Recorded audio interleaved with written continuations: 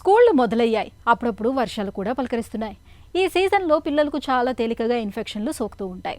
తరచుగా జలుబు, దగ్గు, వైరల్ జ్వరాలు వేధిస్తూ ఉంటాయి.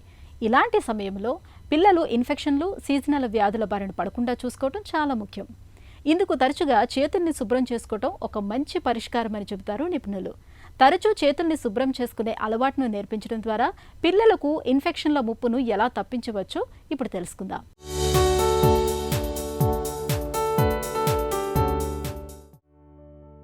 పరిశుభ్రతే ఆరోగ్యానికి పునాది. కాబట్టి పిల్లలకు ఆరోగ్యకరమైన అలవాట్లు నేర్పించటం కీలకం. చేతులు క్రమం తప్పకుండా కడుక్కునే అలవాటు ఉన్న పిల్లల్లో డయేరియా వచ్చే ప్రమాదం 48% తగ్గిపోతుంది. 24% మంది పిల్లలు న్యూమోనియా బారిన పడకుండా ఉంటారట. ఇక ఆహారం తినే ముందు, టాయిలెట్ వాడిన తరువాత, ఆడుకున్నాక పిల్లలు తప్పనిసరిగా సబ్బు లేదా హ్యాండ్ వాష్తో కనీసం 20 సెకండ్లు చేతులు శుభ్రపరుచుకునేలా చూడాలి.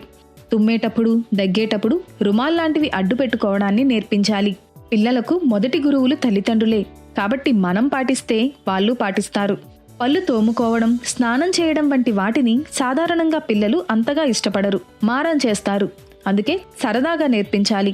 రంగురంగుల చైల్డ్ ఫ్రెండ్లీ సబ్బులు, టూత్ బ్రష్లు, రుమాళ్లను ఇచ్చి వాడుకోమనాలి. హైజీన్ పద్ధతులను పాటలు పాడుతూ, గేమ్స్ ఆడుతూ నేర్చుకునేలా చూడాలి. మంచి అలవాట్ల ప్రాముఖ్యతను వాళ్ళ వయసుకు తగ్గ పుస్తకాలు, వీడియోలు, కథల ద్వారా చెప్పారంటే తేలికగా గుర్తుంచుకుంటారు.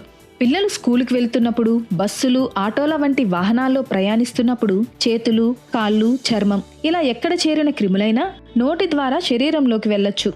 అవి ఇన్ఫెక్షన్లకు కారణమై విరేచనాలు, వాంతులు, శ్వాసకోశ ఇబ్బందులతో పాటు పోషకాహార లోపం వంటివి వచ్చే ప్రమాదం ఉంటుంది. అందుకే పబ్లిక్ ప్రదేశాల్లో ఉన్నప్పుడు నోటికి మాస్క్ వేసుకోవడం అలవాటు చేయాలి.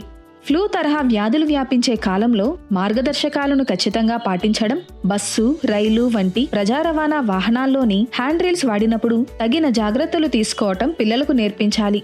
మొదట్లో కాస్త పర్యవేక్షిస్తే చాలు, నెమ్మదిగా అలవాటుగా మార్చుకుంటారు. పిల్లలకు కేవలం పరిశుభ్రతే కాదు, మంచి ఆహారపు అలవాట్లను కూడా నేర్పించాలి. సమతులాహారం తీసుకోవడం, బాగా నిద్రపోవడం, చిన్న చిన్న వ్యాయామాలు చేయడం వంటివన్నీ వాళ్లకు చెప్పాలి. అప్పుడే పిల్లల్లో రోగనిరోధక శక్తి పెరిగి ఆరోగ్యంగా ఉంటారు.